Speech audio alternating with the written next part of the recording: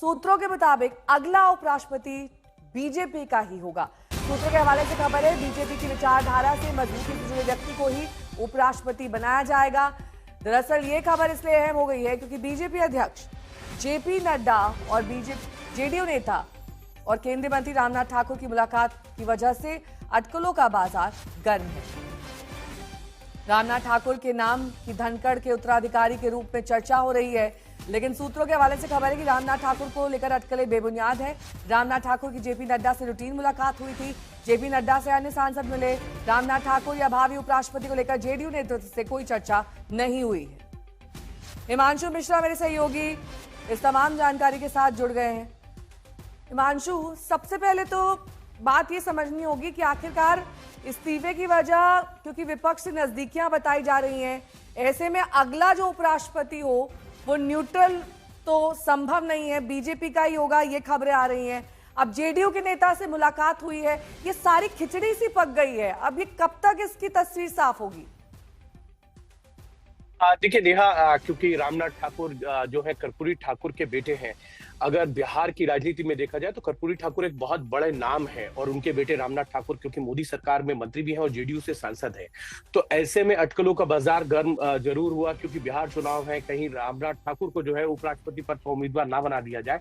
हमारी बीजेपी के कई नेताओं से बात हुई, उन्होंने कहा कि इस बार जो भारतीय जनता पार्टी का नेता है मतलब उपराष्ट्रपति पद के लिए उम्मीदवार होंगे वो बीजेपी के होंगे और बीजेपी और आरएसएस की विचारधारा से जुड़े ही व्यक्ति जो है वो उपराष्ट्रपति पद के उम्मीदवार होंगे। दूसरी चीज जो है क्योंकि अभी तक जेडीयू समेत किसी भी एनडीए के सहयोगी दल के साथ उपराष्ट्रपति पद के उम्मीदवार को लेकर कोई बातचीत नहीं हुई है। उसका सबसे बड़ा कारण यह है कि इलेक्शन कमीशन ने अभी तक कोई नोटिफिकेशन जारी नहीं किया उपराष्ट्रपति को लेकर। जैसे ही नोटिफिकेशन जो है उपराष्ट्रपति के चुनाव को लेकर जारी होगा चुनाव आयोग की तरफ से, उसके बाद से जो है चर्चाएं शुरू होंगी एनडीए के अंदर भी। और ये बताया जाएगा भारतीय जनता पार्टी की तरफ से जरूर चर्चाएं होंगी कि जिसके नाम पर सहमति बनाने की कोशिश की जाए, क्योंकि भारतीय जनता पार्टी के पास नंबर्स हैं, इसमें कोई दो राय नहीं है। लेकिन फिर भी क्योंकि एनडीए है और एनडीए में सहमति बनाई जाएगी कि ये नाम जो है भारतीय जनता पार्टी के ये नेता है, इनके नाम पर जो है वो सहमति बनाने की जो कोशिश है वो की जाएगी।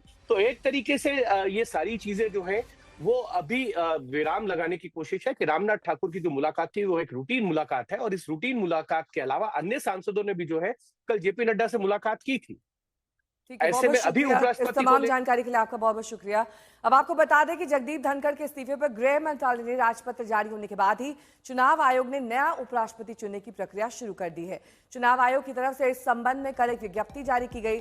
आयोग ने कहा कि गृह मंत्रालय ने राजपत्र जारी कर जानकारी दी कि जगदीप धनखड़ ने उपराष्ट्रपति पद से इस्तीफा दे दिया है। भारत के चुनाव आयोग को अनुच्छेद 324 के तहत भारत के उपराष्ट्रपति पद के लिए चुनाव कराने का अधिकार प्राप्त है। इसी के मुताबिक चुनाव आयोग ने उपराष्ट्रपति चुनाव 2025 से संबंधित तैयारियां शुरू कर दी हैं। तैयारी संबंधी गतिविधियां पूरी होने पर उपराष्ट्रपति के पद के लिए चुनाव कार्यक्रम की घोषणा जल्द से जल्द की जाएगी।